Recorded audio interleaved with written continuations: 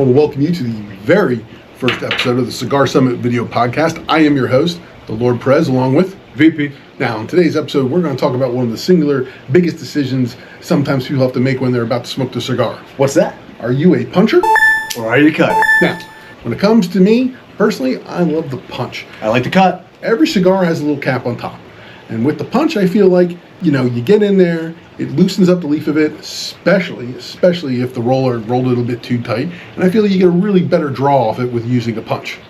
But there are some detractions when it comes to a punch, and one of the biggest is if you have a torpedo cigar, you're not going to be able to use the punch. You have to go with the cutter. And I believe it gives you a better draw in general. That's just me. Now, the VP over here, he loves his cutter. He feels that he gets the best draw. I mean, look at your cigar right now.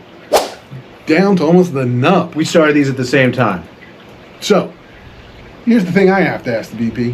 What are some of your secrets when it comes to cutting? Because, listen, you might cut too much, you might cut too short. So what are your secrets?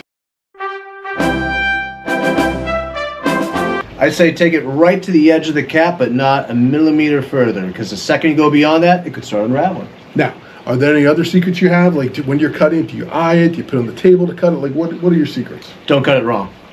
There you go. So simply put, if you're a puncher, if you're a cutter, it doesn't really matter. All that matters in the end is that you do what you like and that you get a good smoke in the end. Do what you feel, people.